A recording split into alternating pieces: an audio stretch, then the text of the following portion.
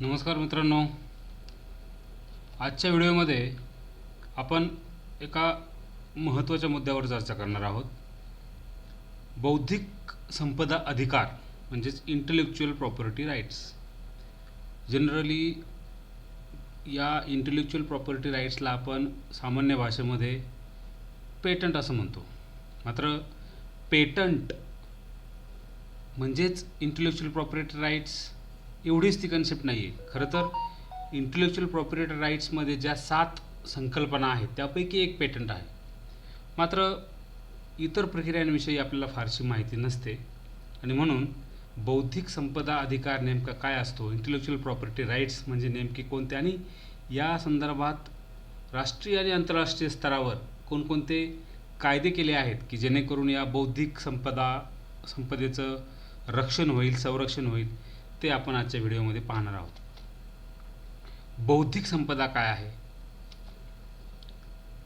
पहा. हे चित्र पाहून आपल्याला दे धक्का नावाचा चित्रपट लक्षात आला असेल.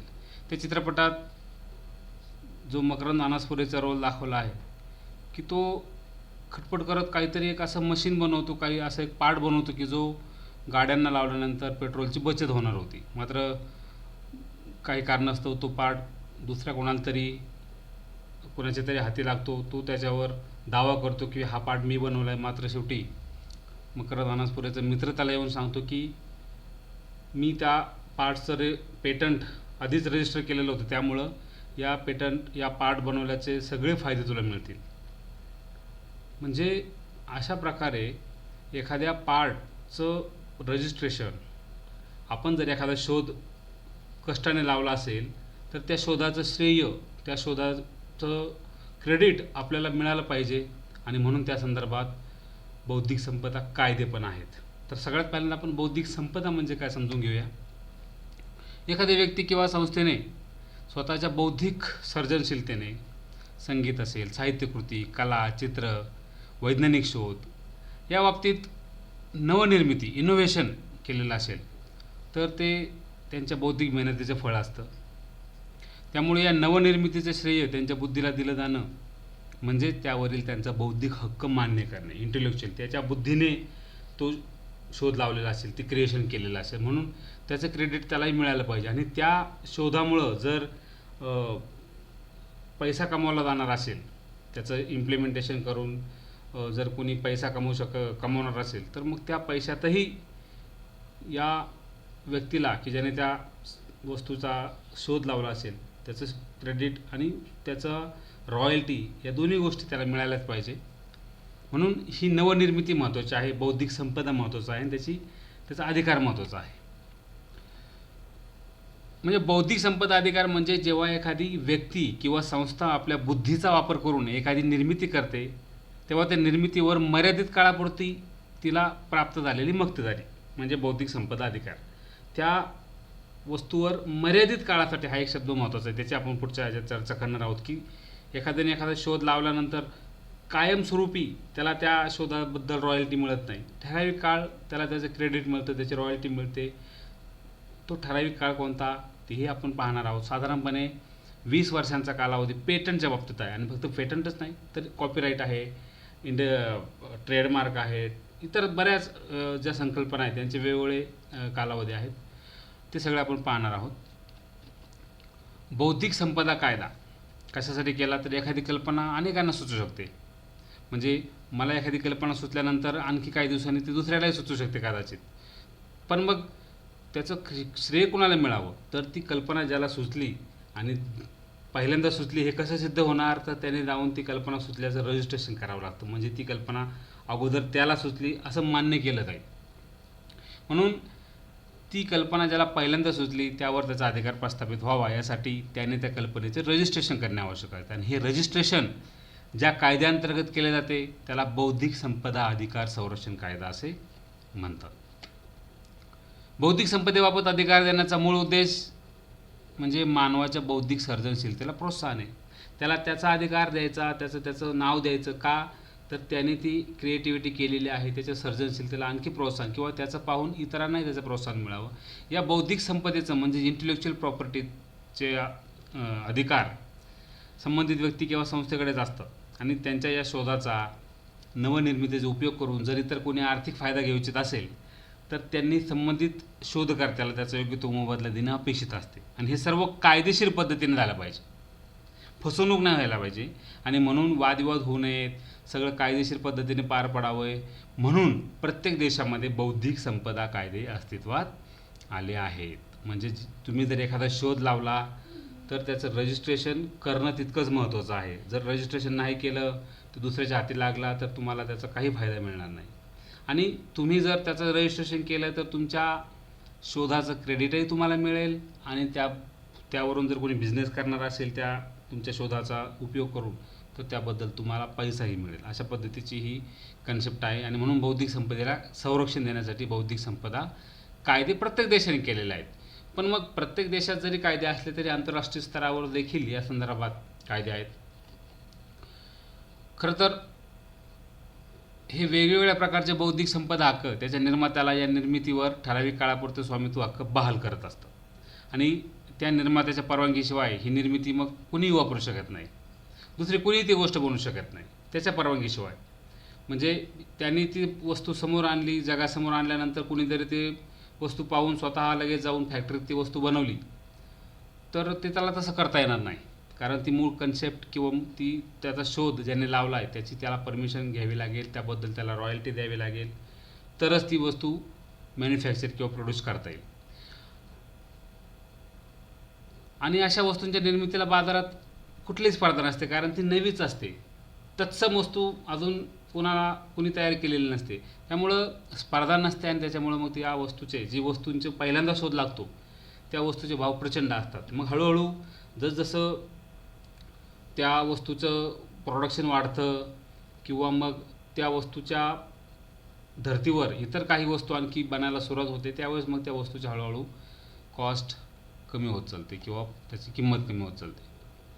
आणि मग या वाढीव भावांमुळे बौद्धिक संपदा हक्क आणि इतर दुसऱ्या कुठल्या तरी हक्कांमध्ये संघर्ष होतो, तो आपण सविस्तर पुढे पाहणारच आहोत. बौद्धिक संपदा अधिकार नैतिक आणि व्यापारी अशा दोन्ही दृष्टीने महत्त्वाचे असतात, त्यामुळे अशा अधिकारांचं व्यवस्थित वाणिज्यीकरण करण्यासाठी त्या देशाने सक्षम कायदे करणे आवश्यक असतं.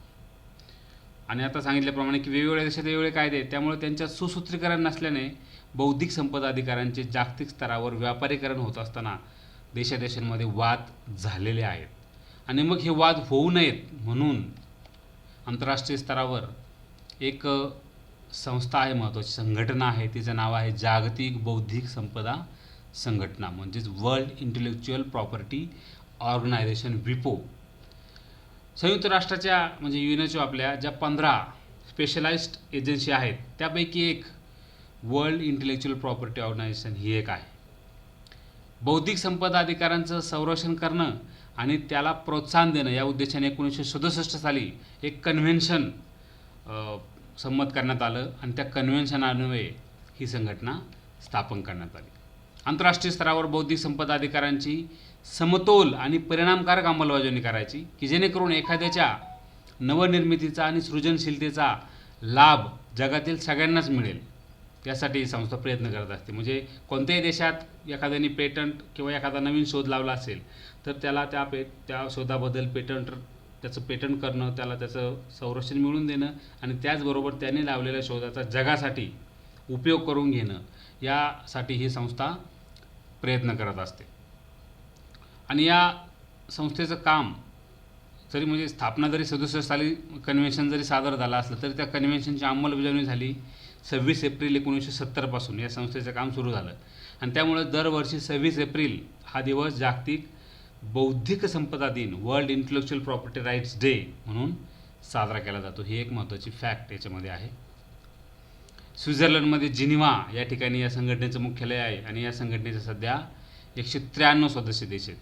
म्हणजे युनोचे सगळे देश या संघटनेचे सदस्य तर आहेतच. अर्थात प्रत्येकावर हे बंधन नाही की तुम्ही सदस्य झाले पाहिजे, मात्र तुम्ही सदस्य जर झालात तर तुमच्या देशात इंटेलेक्च्युअल प्रॉपर्टी राईट्सच्या संदर्भात जर काही वाद उद्भवला किंवा तुम्हाला एखाद्या दुसऱ्या देशाने फसवलं तर या संघटनेत तुम्हाला दाद मागता येते. त्याचबरोबर आता विपो नावाची संघटना तर आहेच, पण त्याचबरोबर जे नवीन नवीन शोध लागत असतात किंवा त्या शोधांपासून नवीन नवीन काही वस्तू बनवल्या जातात आणि त्या वस्तूंचा व्यापार होतो. त्या व्यापारात सुद्धा आंतरराष्ट्रीय स्तरावर व्यापार होत असताना काही वाद उद्भवतात आणि म्हणून WTO म्हणजे वर्ल्ड ट्रेड ऑर्गनायझेशन नावाची जी संस्था आहे, या संस्थेने देखील या संदर्भात पेटंट किंवा इंटेलेक्च्युअल प्रॉपर्टी राईट संदर्भात महत्त्वाचे कायदे केलेले आहेत. त्याला म्हणतात TRIPS, trade related intellectual property rights. पहा, WTOने कसा पुढाकार घेतला. सगळ्या देशांच्या बौद्धिक संपदा कायद्यांचं सुसूत्रीकरण करून सर्व देशांसाठी लागू असणारा बौद्धिक संपदा कायदा करण्यासाठी जागतिक व्यापार संघटनेने देखील पुढाकार घेतला आणि ट्रिप्स म्हणजे trade related aspects of intellectual property rights हा एक कायदा तयार केला.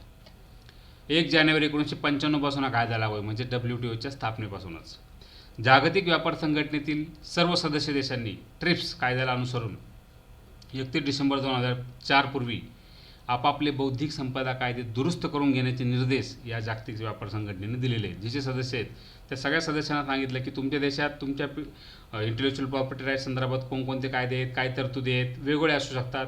त्यामुळं आता तुम्ही 31 डिसेंबर 2004 पूर्वीच असं एक काम करा की तुमचे जे पेटंट किंवा इंटेलेक्च्युअल प्रॉपर्टी राईट संबंधात जे कायदे आहेत ते या ट्रिप्सला सुसंगत असे बनवून घ्या. आता भारतही WTOचा सदस्य असल्यामुळं साहजिकच भारताने सुद्धा ते केलेलं आहे आणि जगातल्या बहुतांश देशांनी या ट्रिप्स कायद्याला अनुसरून आपले कायदे बनवून घेतलेले आहेत. आता या सगळ्या संकल्पना आपण पाहणार आहोत. ट्रिप्स अंतर्गत 7 प्रकारच्या बौद्धिक संपदा अधिकार येतात. ते आहेत कॉपीराईट आणि त्याचे रिलेटेड राईट्स, म्हणजे कॉपीराईट आणि संबंधित अधिकार. आता हे सगळे कन्सेप्ट आपण एक एक करून पुढे पाहणार आहोत. म्हणजे पण ते 7 बौद्धिक संपदा अधिकार कोणते आहेत? तर पहिला आहे कॉपीराईट अँड रिलेटेड राईट्स, दुसरा आहे ट्रेडमार्क, तिसरा आहे भौगोलिक मानांकन, त्याला आपण जिओग्राफिकल इंडिकेशन GI टॅग असं म्हणतो, औद्योगिक आरेखन म्हणजे इंडस्ट्रियल डिझाईन, पाचवा आहे पेटंट जो आपला सर्वांचा परवलीचा शब्द किंवा सर्वांचा परिचयाचा शब्द म्हणजे पेटंट, सहावा आहे एकात्मिक circuit design, layout design of integrated circuit, आणि सातवा आहे व्यापार गुप्तता किंवा ट्रेड सिक्रेट. तर ह्या 7 संकल्पना किंवा 7 प्रकारचे बौद्धिक संपदा अधिकार आहेत, त्याची आपण चर्चा करूया. पहिला आहे कॉपीराईट.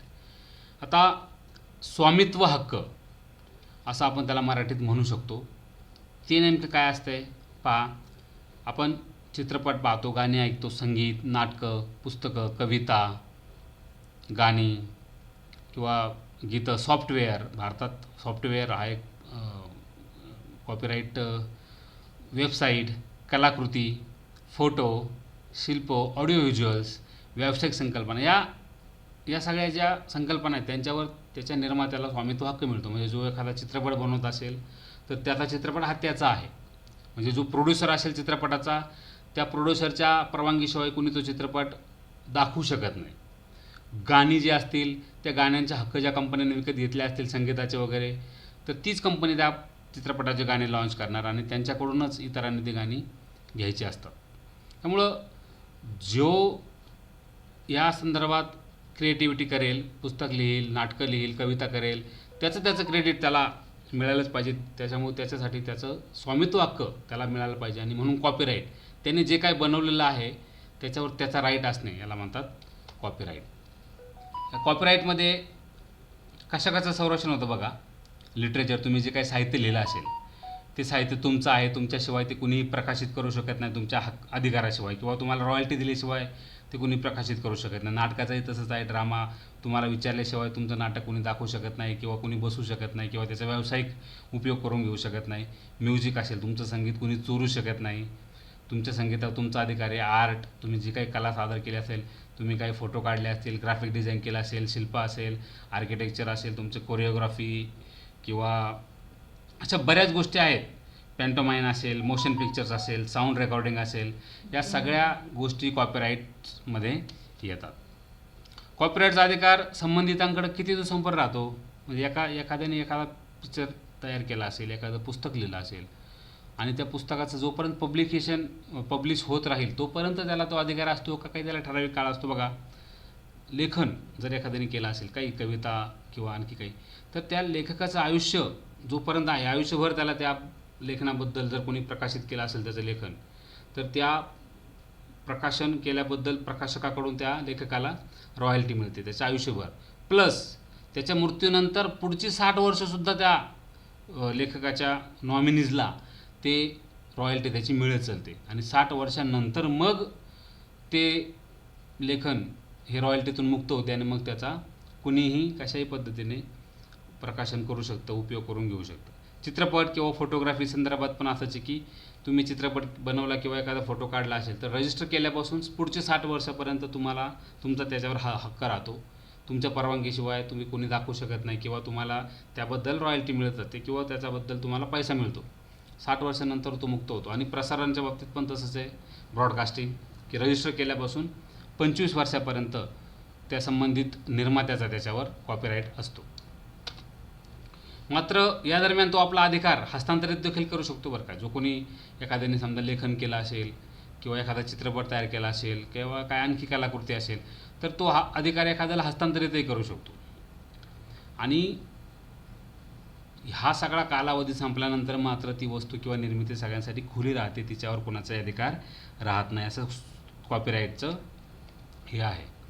कॉपीराईट कायद्याने एखादी कल्पना संरक्षित केली जात नाही तर त्या कल्पनेची मांडणी संरक्षित केली जाते. एखादी कल्पना सुचण्याबद्दल किंवा कल्पना संरक्षित नाही केली जात त्या संदर्भात पेटंट आहे, आपण पाहणार आहोत. त्या कल्पनेची मांडणी तुम्ही कशी करताय ती संरक्षित केली जाते, कशा पद्धतीने करताय. एखादी कल्पना असेल, वस्तुस्थितीदर्शक आकडेवारी असेल किंवा अहवाल, पाककृती या बाबतीत कॉपीराईट कायदा अडथळा ठरत नाही. म्हणजे एखादी समजा एखादा अहवाल असेल, एखाद्या संस्थेने प्रकाशित केलेला अहवाल असेल किंवा आपला इकॉनॉमिक सर्वे असेल किंवा आणखी असा एखादा अहवाल असेल, त्यातली आकडेवारी जर मी पाहिली आणि त्या आकडेवारीवरून एखादा व्हिडिओ तयार केला, एखादी ती आकडेवारी समजा मी माझ्या पुस्तकात समाविष्ट केली तर त्याबद्दल काही कॉपीराईटचा भंग होत नाही. किंवा एखाद्याने एखादी रेसिपी बनवली असेल तर ते रेसिपीसुद्धा कॉपीराईटमध्ये येत नाही.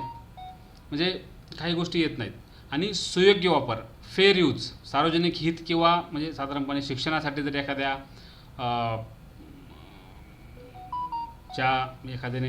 पुस्तकाचा किंवा एखाद्याच्या लेखनाचा जर शिक्षणासाठी म्हणून फेअर यूज केला तर मात्र त्यासाठी परवानगी असते. साहित्य असेल, कला असेल, चित्रपट असेल, या सगळ्यांसाठी या कायद्याचं फार महत्त्व आहे. नाहीतर याच्यामध्ये खूप एकमेकांचं साहित्य चोरी असेल किंवा एखाद्याने एखादा चित्रपट बनवला तसाच लगेच तो पाहून लगेच इकडे दुसऱ्या भाषेत बनवला, एखाद्याने एखादं गाणं तयार केलं की लगेच ते गाणं कॉपी करून दुसरे शब्द टाकून लगेच आपण आपल्या नावाने रिलीज करणं, असे प्रकार होऊ शकतात. त्यामुळं कॉपीराईट हे या संदर्भात महत्त्वाची बाब आहे. आणि एक गंमतशीर झालेली म्हणजे फॅक्ट अशी आहे की आपण मुन्नी बदनाम होई नावाचं एक गाणं ऐकलं दबंगमध्ये. तर ते समजा हे गाणं एखाद्या FM चॅनलनी हे गाणं त्यांच्या FMवर त्या चित्रपटाच्या किंवा त्या संबंधित म्युझिक कंपनीच्या परवानगीशिवाय सातत्याने वाजवलं. ते गाणं त्यांनी सातत्याने वाजवलं आणि इतकं वाजवलं की नंतर त्या गाण्याचा सगळा चोथा झाला. म्हणजे ते गाणं इतकं लोकांच्या कानावर सातत्याने दिवसातून 10 वेळा जर लावलं जात असेल तर ज्यावेळेस त्या कंपनीकडून त्या गाण्याच्या CDs विकायला येतील बाजारात कुणीच घेणार नाही, कारण ते गाणं ऐकून आता ते बोर झालेले आहेत. मग ह्याच्यामध्ये ते संबंधित कंपनीला लॉस झाला की नाही. मग दबंगच्या बाबतीत असंच झालं होतं. T-Series कंपनीने मग त्या संबंधित FM चॅनलवर न्यायालयात दावा खटला भरला की तुमच्या ह्या सगळ्यामुळं तुम्ही आमची विनापरवानगी ते गाणं इतकं वाजवल्यामुळं आमचे कॅसेट्स किंवा आमच्या CDs कमी विकल्यात. आणि न्यायालयाने सुद्धा मग या संदर्भात निकाल असा दिला होता की बरोबर आहे, तुम्ही तुमच्या कमर्शियल यूजसाठी ते गाणं जर वापरलं असेल, सातत्याने वाजवलं असेल तर तुम्ही ही चुकीची केलेलं आहे, त्याबद्दल संबंधित कंपनीला त्याची भरपाई मिळाली पाहिजे. म्हणजे अशा पद्धतीने कुणीही कोणाचं गाणं वाजवू शकत नाही. समजा एखादा सोनू निगमचा एखादा शो चालू असेल आणि सोनू निगमला आपण सांगितलं की उदित नारायणने गायलेलं गाणं तू आ किंवा आणखी कुणीतरी दुसऱ्या संगीतकाराचं दुसऱ्या गायकाचं गाणं आपण त्याला जर म्हणायला लावलं तर सोनू निगम ते म्हणेलच असं नाही, कारण त्या गाणं म्हणण्याची परमिशन त्याला संबंधिताकडून घ्यावी लागेल, कारण तो तर स्टेज शो करतो आहे. मग स्टेज शोमधून तो पैसा कमवणार आहे. मग दुसऱ्यांची गाणी म्हणून जर तो पैसा कमवत असेल तर हे चुकीचं आहे, असंही कॉपीराईट कायदा सांगतो. चेतन भगतचं उदाहरण आपल्याला माहिती आहे. या चेतन भगतने पुस्तकं भरपूर लिहिले आहेत, म्हणजे आणि त्या पुस्तकांवर चित्रपट पण आलेले आहेत. 5 पॉईंट समवन नावाचा त्याचं पुस्तक आहे, त्याच्यावरून 3 इडियट्स नावाचा चित्रपट बनला. One night at the call centre नावाचा त्याचं पुस्तक आहे, त्याच्यावरून सलमान खानचा हॅलो पिक्चर आला होता. त्याच्यानंतर टू स्टेट्स नावाचं त्याचं पुस्तकावरून त्याच नावाने एक पिक्चर आला होता. त्याच्यानंतर हाफ गर्लफ्रेंड याच नावाने त्याचा पिक्चर आला होता. म्हणजे ही त्याचे लेखन आहे, हे त्याची पुस्तकं आहेत, बेस्ट सेलर पुस्तकं आहेत. आणि ह्या पुस्तकांवरून जर कोणी निर्मात्याने एखाद्याने चित्रपट बनवला असेल तर त्याचेसुद्धा पैसे किंवा त्याच्यातसुद्धा हिस्सा संबंधित लेखकाचा असतो. या संदर्भात ॲपल आणि HTC नावाच्या मोबाईल कंपन्यांमध्ये वाद झाला होता. ॲपलने HTCच्या विरोधात असा दावा दाखल केला की HTCने आमचे बरेचसे फीचर्स आमच्या परवानगीशिवाय किंवा चोरलेले आहेत. आणि हे ॲपलने सिद्ध करून दाखवल्यानंतर HTCला मोठ्या प्रमाणावर ॲपलला नुकसान भरपाई द्यावी लागली. त्यामुळं हे इतकं सोपं नाही की कुणीही कोणाची कॉपी करेल आणि कुणीही कशाही पद्धतीने आपला पैसा कमवेल, असं नाही. एखाद्याने मी समजा एक पुस्तक लिहिलं असेल आणि माझं पुस्तक पाहून एखाद्याने तसंच पुस्तक उतरून घेतलं आणि ते छापलं तर हे चालणार नाही, कारण तो कॉपीराईट कायद्याचा भंग असतो. अन्नू मलिक नावाचा आपला संगीतकार. आता अन्नू मलिकने कितीतरी विदेशी चित्रपटातली गाणी चोरलेली आहेत.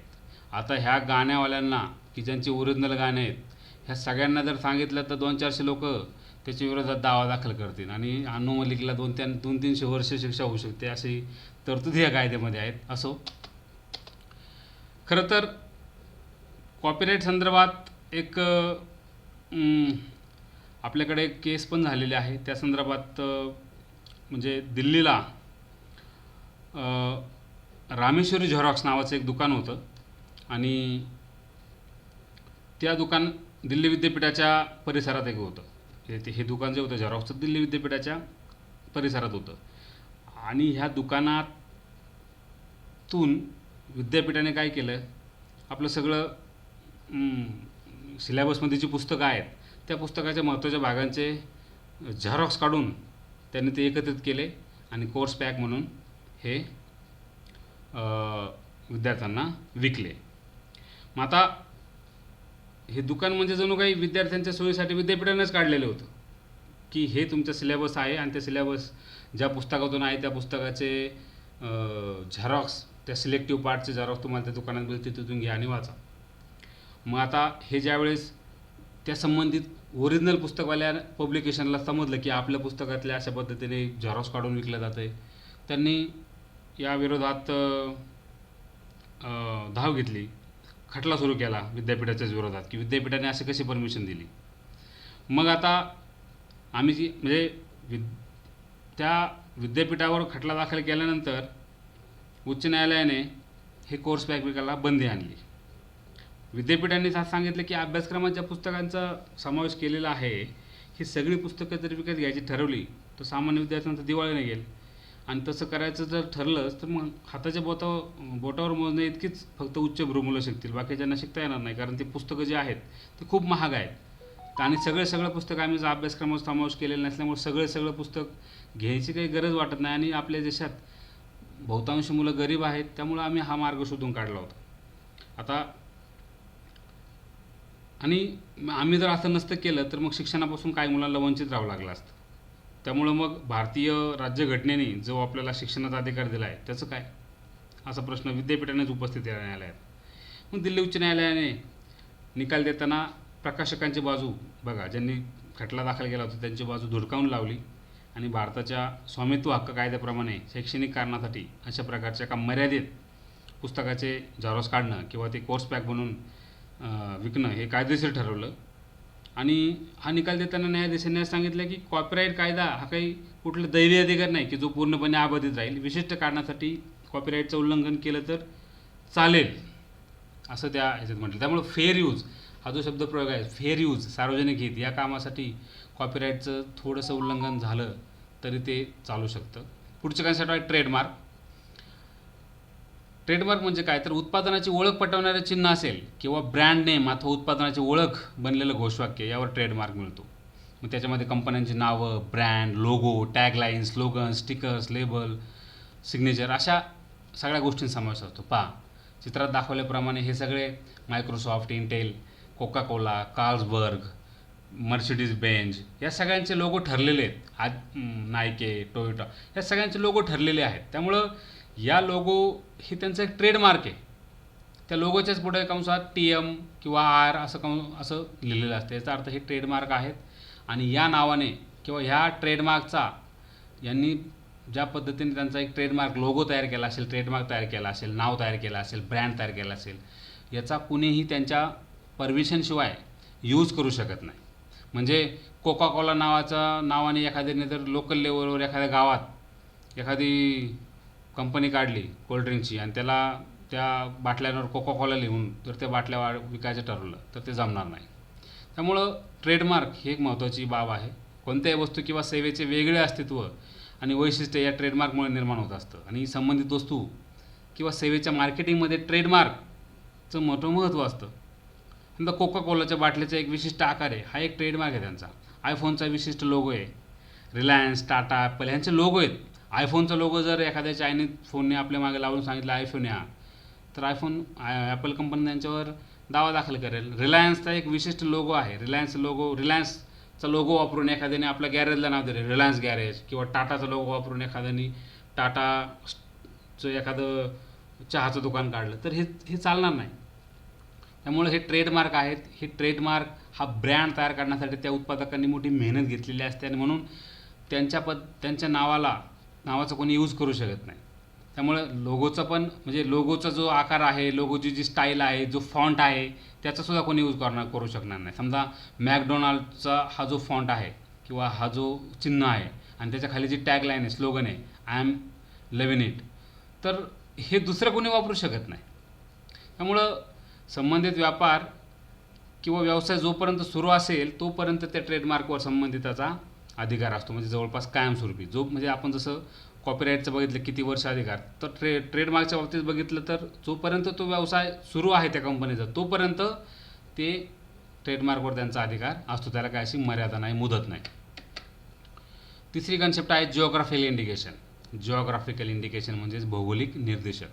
एखादे भौगोलिक ठिकाण जेव्हा त्या उत्पादनाची ओळख बनते, म्हणजे एखादी वस्तू आणि पदार्थ यांचे विशेषत्व एखाद्या भौगोलिक ठिकाणावरून ओळखले जाते, तेव्हा त्यावर जिओग्राफिकल इंडिकेटर ही बौद्धिक संपदा त्याच्यात मिळत असते. बघा म्हणजे साधारणपणे आपल्याकडं ह्या चित्रात दाखवल्याप्रमाणे निलगिरी ऑर्थोडॉक्स किंवा दार्जिलिंगचा चहा, म्हणजे निलगिरी ऑर्थोडॉक्स नावाचा पण चहा, आसाम ऑर्थोडॉक्स आसामचा चहा, त्याच्यानंतर दोर्स तेराई, त्याच्यानंतर आसाम CTC, निलगिरी CTC, किंवा मग तेजपूर लिची, गीर केसर मँगो, त्याच्यानंतर कांग्राटी, मलबार पिपर, नागपूर ऑरेंज, नाशिक ग्रेप्स.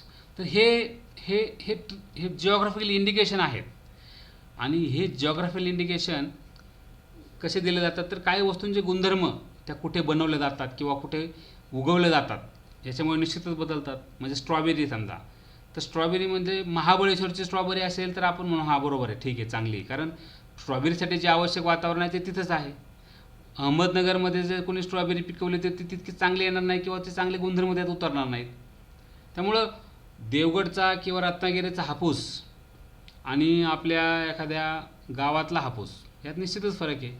आणि म्हणून ते उत्पादन कुठं बनतं आहे, म्हणजे हे पिकांच्या बाबतीत झाले. एखाद्या वस्तूच्या कोल्हापुरी चप्पलचं म्हणूया आपण, कोल्हापुरी चप्पल ही कोल्हापूरमध्येच बनलेली असेल तर तिचं ते वैशिष्ट्य आहे. कोल्हापुरी चप्पल जर दुसऱ्या शहरात बनली तर तिला तेवढं महत्त्व नाही, बरोबर आहे की नाही.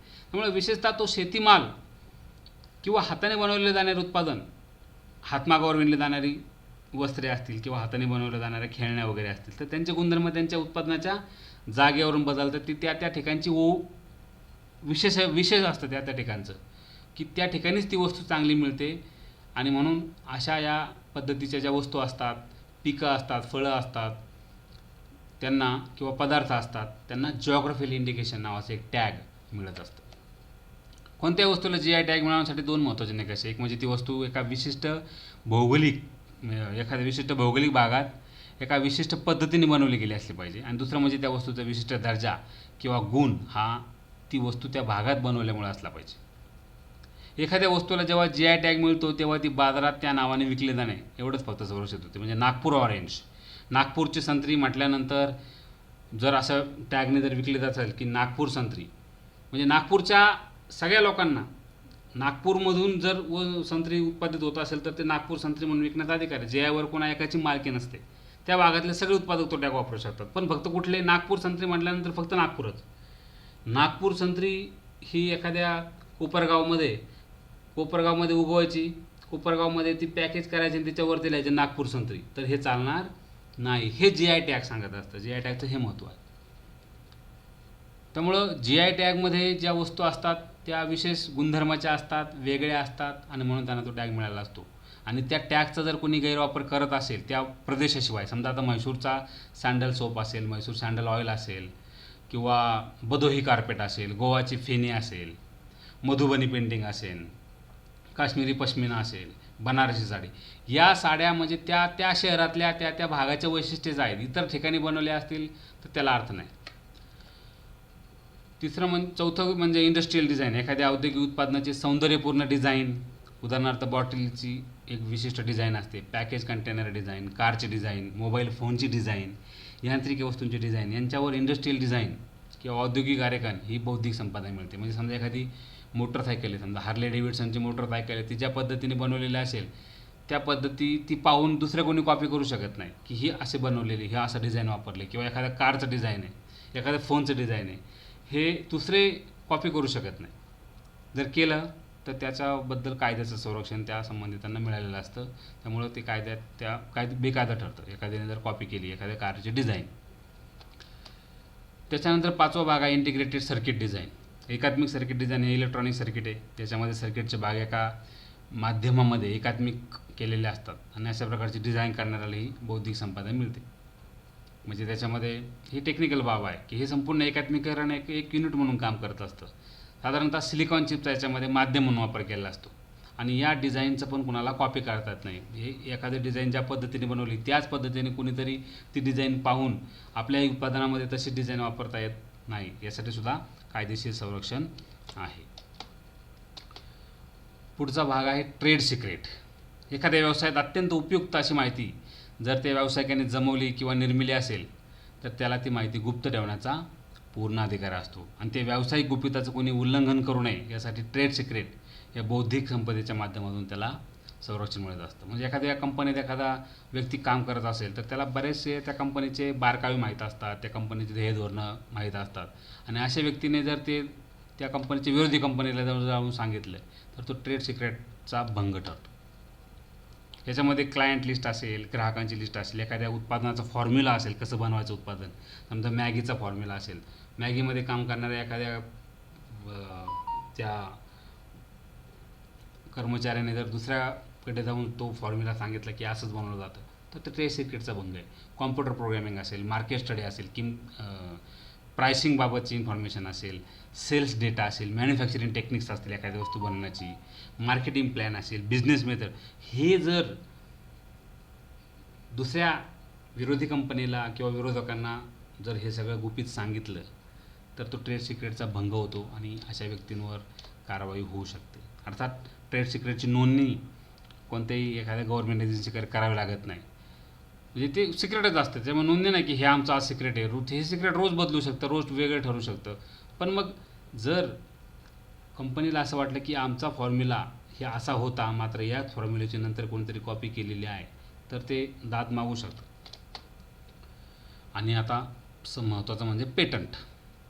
वैज्ञानिक संशोधन करून त्याद्वारे या अगोदर अस्तित्वात नसलेली एखादी विलक्षण वस्तू बनवली तर त्या संशोधकाला त्याचं श्रेय द्यावंच लागतं.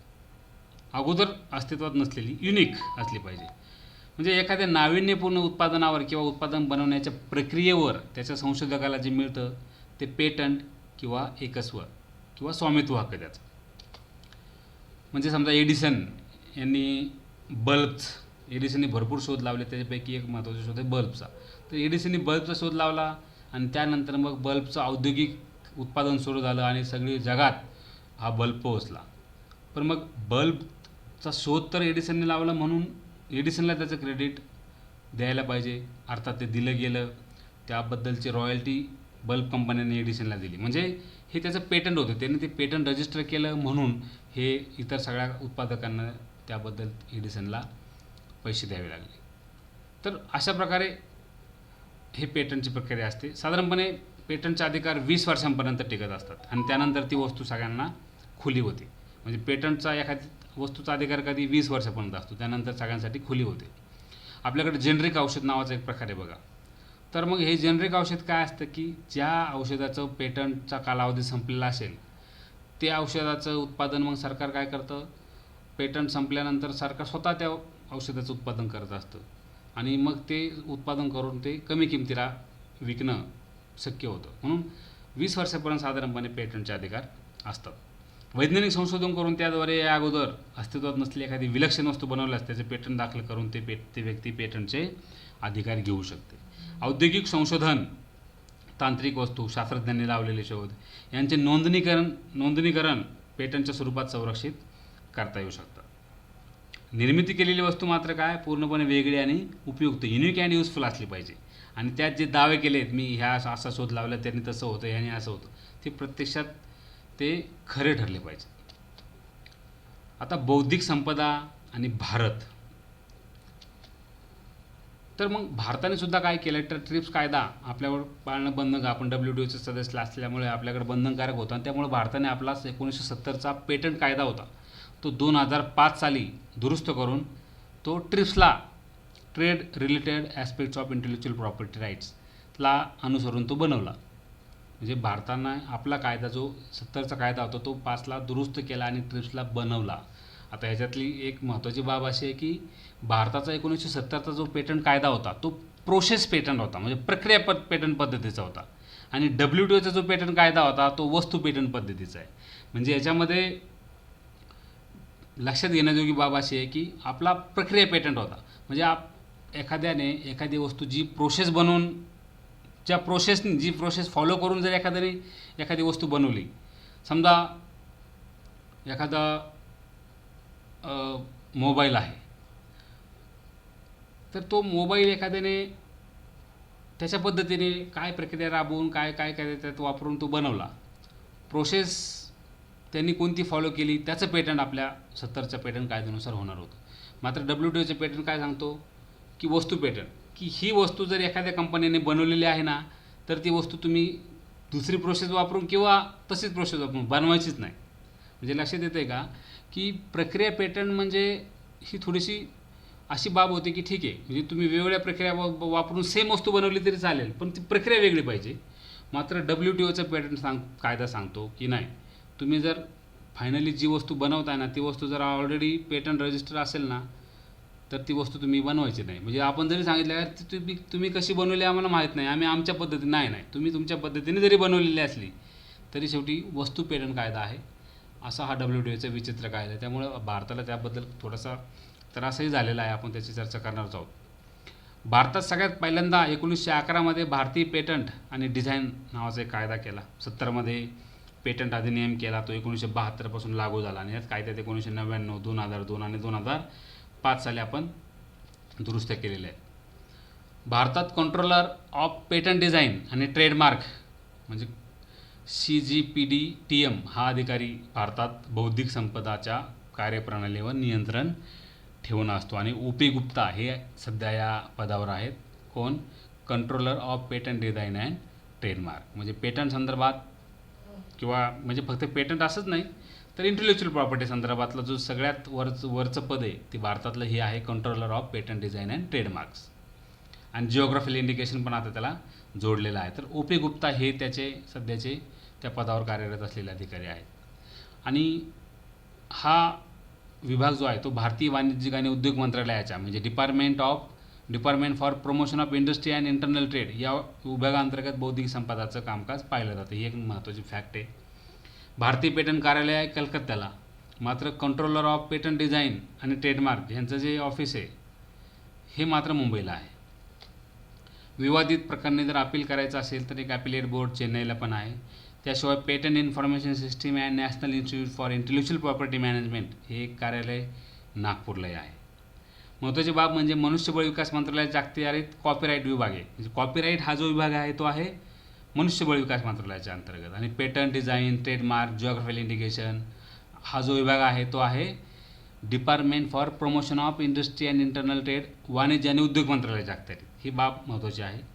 कॉपीराईट निबंधक हा केंद्रीय उच्च शिक्षण विभागाच्या अंतर्गत कार्यरत असतो आणि कॉपीराईट निबंधक दिल्लीला आहे. म्हणजे ह्या सगळ्या इंटेलेक्चुअल प्रॉपर्टीमध्ये कॉपीराईट हा एक वेगळा भाग आहे की जो मनुष्यबळ विकास मंत्रालयाच्या अंतर्गत येतो आणि बाकीचे जे इंटेलेक्चुअल प्रॉपर्टी राईट्स आहेत ते वाणिज्य मंत्रालयाच्या अंतर्गत, वाणिज्य आणि उद्योग मंत्रालयाचा जो department for promotion of industry and internal trade नावाचा जो विभाग आहे त्याच्या अंतर्गत ते येतं.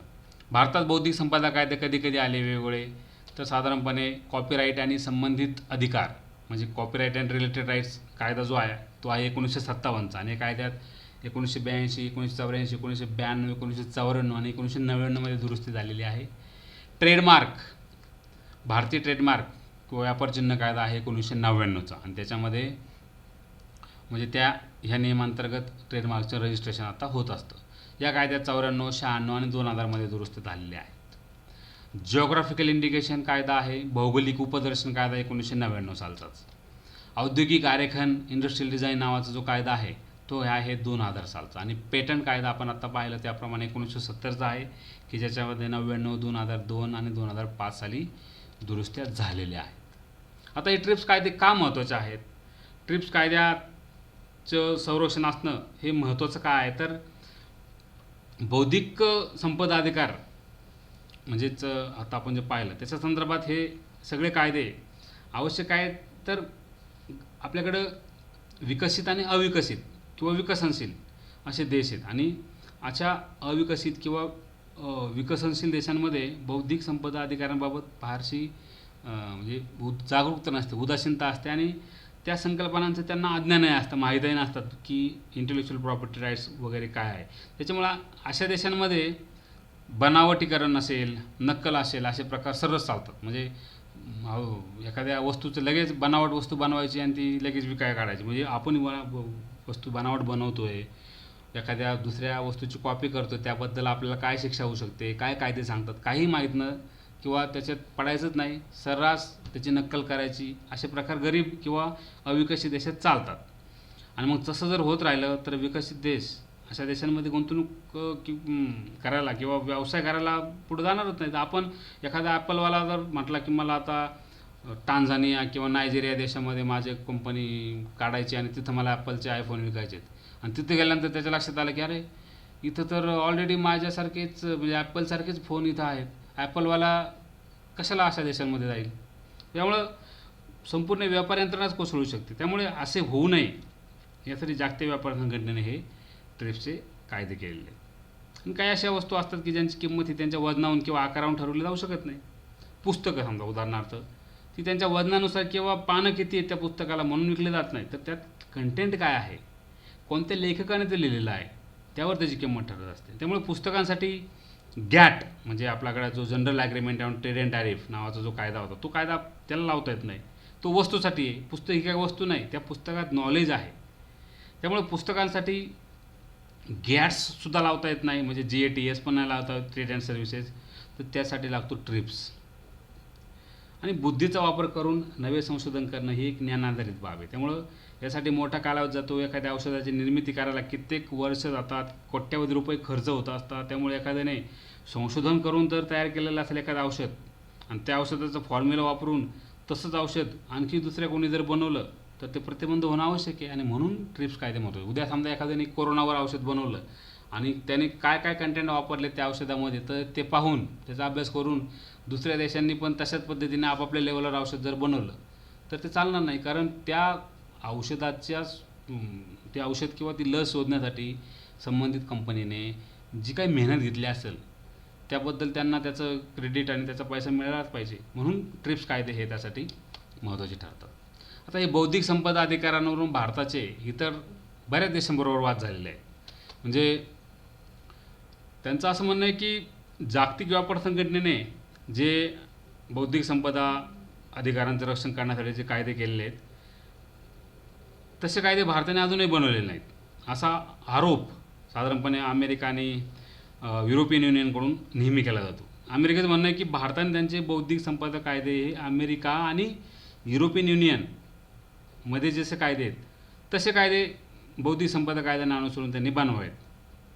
अमेरिकेचं म्हणणं आहे की भारताच्या कायद्यांमध्ये अनेक त्रुटी आहेत. त्यामुळे आणि प्रामुख्याने औषधांच्या बाबतीत अमेरिकन आणि युरोपियन कंपन्यांना त्याच्यामुळे मोठा तोटा सहन कारण भारतामध्ये औषधं आमच्या औषधांची कॉपी केली जाते किंवा आमच्या औषधं पाहून तसेच कंटेंट असलेले औषधं भारतीय कंपन्या बनवतात आणि विकतात. मग आमच्या औषधं त्या ठिकाणी आमच्या कंपन्यांना तोटा सहन करायला लागतो. त्यामुळं तो आरोप त्यांचा आहे. भारताने मात्र आपल्या पेटंट कायद्यात बदल करू नये असं भारतातल्या अनेक तज्ज्ञांचं मत आहे. अमेरिकन आणि युरोपियन औषध कंपन्यांना नफा कमवायचा आहे, पैसा कमवायचा आहे, पण भारताने जर तसं केलं तर भारताला आपल्याकडे मोठ्या संख्येने लोकसंख्या आहे आणि आपल्याकडं कॅन्सर, मधुमेह यासारख्या दुर्धर आजारांनी जे पेशंट ग्रासलेले आहेत त्यांची संख्या जगात सगळ्यात जास्त आहे. त्यामुळं आणि गरीब लोक आहेत आपल्या भारतामध्ये. त्यामुळं त्यांच्यावर बहुतांश औषधांचे जे कॅन्सर किंवा डायबिटीजवर जे औषधं आहेत त्या बहुतांश औषधांचे पेटंट अमेरिका किंवा युरोपातल्या कंपन्यांकडे. त्याच्यामुळं मग या औषधांची निर्मितीची मक्ते जरी त्यांच्याकडे जर असेल तर त्या कंपन्या अतिशय महाग दरात ही औषधं आपल्या बाजारपेठेत भारतात विकतात. म्हणजे सध्या तसंच चालू आहे. त्यामुळे ही औषधं गरीब रुग्णांच्या आवाक्या बाहेरच्या असल्याने त्यांना नाईलाजाने मृत्यूला का टाळावं लागतं. एवढा खर्च कसा करायचा हे विचारानं ते मरतात. त्यामुळे भारतीय कंपन्यांनी जर या रोगांवरची औषधं बनवण्याचा प्रयत्न केला आपल्या लेवलवर तर त्यावर लगेच अमेरिका WTO कडून आणि अमेरिकेकडून लगेच आक्षेप घेतला जातो की तुम्ही कसं काय बनवताय, त्याचं तर पेटंट आहे, तुम्ही असं नाही करू शकत. कारण जागतिक व्यापार संघटनेची प्रक्रिया पेटंट पद्धतीने आपण मागे चर्चा केली. त्यामुळे एखाद्या विशिष्ट रोगावरचं औषध वेगळ्या प्रक्रिया राबवून जरी आपण बनवलं तरी ते बनवता येणार नाही. त्यामुळे एखादं औषध इतरांना दुसरी एखादी म्हणजे डायबिटीजचं औषध आम्ही बनवलं आहे ना, मग डायबिटीजचं औषध अमेरिकेने सांगितलं की आम्ही बनवलं आहे, यस. भारताने सांगितलं की तुम्ही बनवलं असेल पण आम्ही वेगळ्या पद्धतीने बनवलं. नाही आम्ही बनवलं आहे तर हेच फायनल आहे. WTO कडे जाणार, WTO सांगणार बरोबर आहे, वस्तू पेटंट आहे. त्यामुळं ही आपली अडचण निर्माण होते आणि त्याच्यामुळं दुसऱ्या पद्धतीने आपल्याला औषध बनवण्याचा मार्गच बंद होऊन जातो. आता या संदर्भात कॅन्सरवरचं एक ग्लेवेग नावाचं औषध आहे, ती स्वित्झर्लंडची एक कंपनी ती नोवार्टिस. ह्याच्या बाबतीत एक महत्त्वाची केस घडलेली आहे बघा.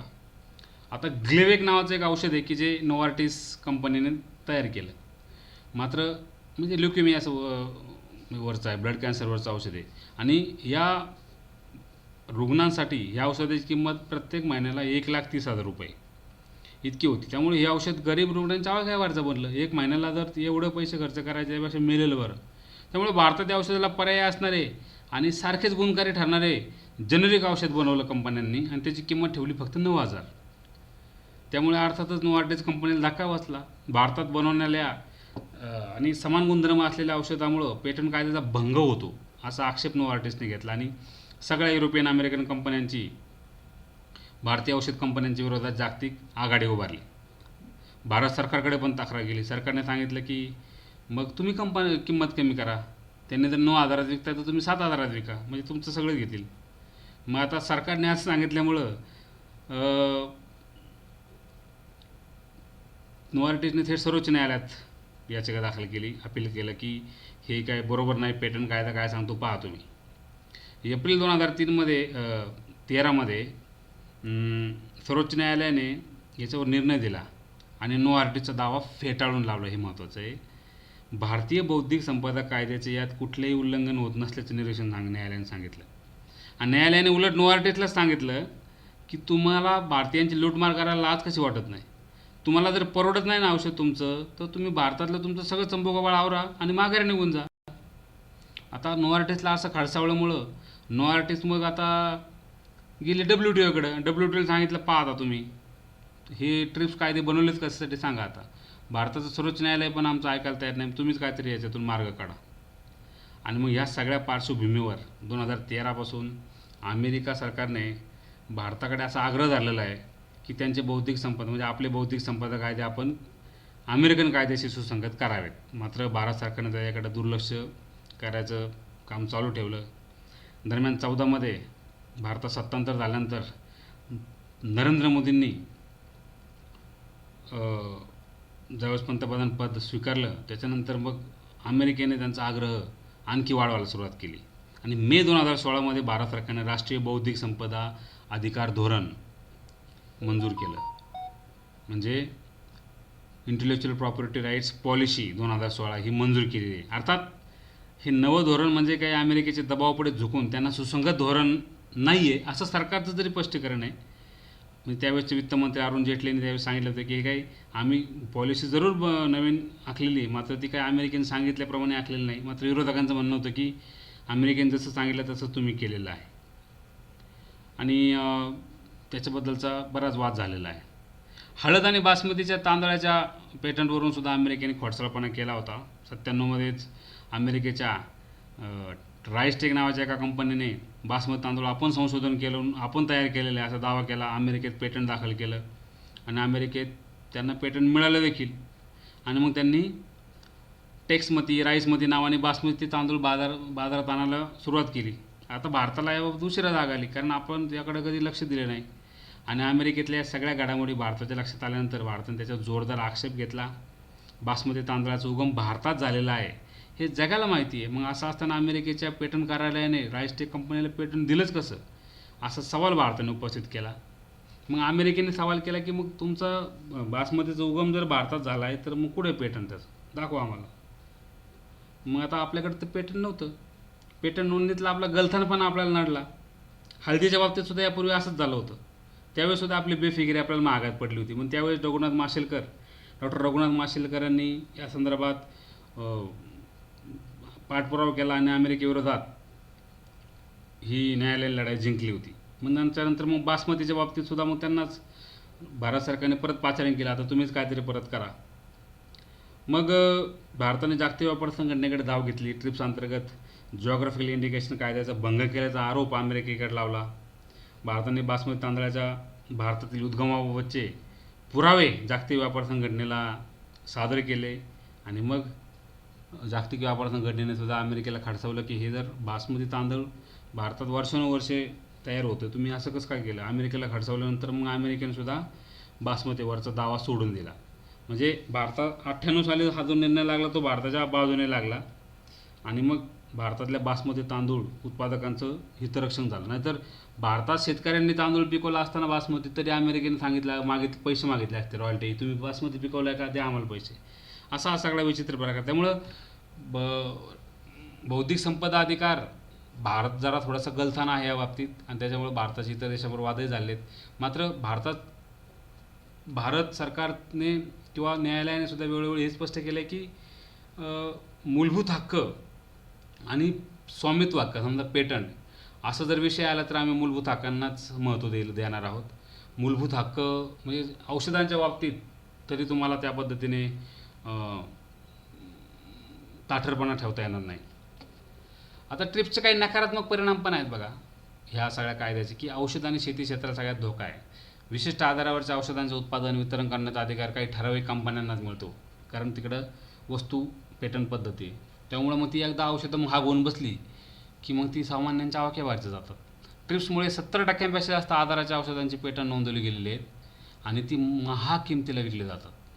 त्यामुळे ग्राहकांना त्याचा भुर्दंड पडतो. औषध निर्मात्या कंपन्यांचा त्याचा भरपूर फायदा होतो. नफा भरपूर कमावतात ते. पण ह्या सगळ्या औषध निर्माण कंपन्या बहुतांशी युरोपियन किंवा अमेरिकन आहेत. त्याच्यामुळे गरीब देशांवर भारतासारखा गरीब देशावर अन्याय होतो. भारतासंदर्भात जर बोलायचं झालं तर भारताला सुद्धा ट्रिप्समुळं आणि त्यातील गुंतागुंतीमुळे आपल्याला अनेक संकटाचा सामना करावा पण लागलेला आहे. त्यामुळं आता ह्याच्यामध्ये खरं तर बौद्धिक संपदा ही एक अशी बाब आहे की त्या संदर्भात जागतिक स्तरावर सहमती होणं गरजेचं आहे. संयुक्त राष्ट्राच्या मदतीने 2010मध्ये मेडिसिन पेटंट पूल नावाचा एक उपक्रम विकसनशील आणि अविकसित देशातल्या एड्स हेपेटायटिस सी आणि TB सारख्या रोगांवर स्वस्तात औषध उपलब्ध करून देण्यासाठी ही संस्था कार्यरत आहे. कोणती मेडिसिन पेटंट पूल. तर मग या रोगांवर पेटंट्स आहेत त्यामुळे औषधं बनवणाऱ्या म्हणजे महाग औषधं बनवणाऱ्या कंपन्यांना या पूलमध्ये ते औषध टाकण्याची विनंती केली जाते की तुम्ही द्या, कारण गरीब देश आहेत, गरीब लोक आहेत, तुमच्याकडे ठीक आहे औषधाचे अधिकार आहेत, पण तरी पण तुम्ही काही औषधं तुम्ही आम्हाला काही द्यायला पाहिजेत की जेणेकरून ही गरिबांसाठी वापरता येतील. त्यामुळे पेटंट अस्तित्वात असतानासुद्धा ही औषधं गरीब लोकांना स्वस्तात उपलब्ध होऊ शकतात अशी संकल्पना मांडलेली आहे. आता त्याला औषध कंपन्या कितपत प्रतिसाद देतात हा एक महत्त्वाचा बाब आहे. आणि क्रिएटिव्ह कॉमन्स नावाचा आणखी एक उपक्रम आहे की संशोधनावरील किंवा एखाद्या कलाकृतीवरचा स्वामित्व हक्क या संस्थेला तुम्ही देऊ शकता. तुम्ही एखादा पेटंट जर तुमच्याकडं जर एखादा नवीन शोध लावला तुम्ही द्या, क्रिएटिव्ह कॉमन्स नावाच्या संस्थेला द्या. त्यामुळे ते ज्ञान किंवा कलाकृती लोकांना फुकट उपलब्ध होईल. आणि एकूणच बौद्धिक संपदा हक्काकडे पाहण्याचा एकांगी दृष्टिकोन आपण आता सोडून द्यायला पाहिजे अशी एक स्थिती आहे. कारण आता समजा आता उद्या कोरोना व्हायरसवर जर लस तयार झाली आणि ती जर लस महाग राहिली तर मग गरीब देशांनी ती लस कशी ॲवेलेबल करून द्यायची हाही एक महत्त्वाचा प्रश्न आहे. त्यामुळं बौद्धिक संपदाबाबत जी काही गुंतागुंत आहे ती जागतिक स्तरावर सर्वसंमतीनेच सुटली पाहिजे अशी या जाता जाता आपण कन्क्लुजन करू शकतो. उद्या आपण नवीन विषय घेऊन पुन्हा एकदा तुमच्यासमोर हजर होऊ. धन्यवाद.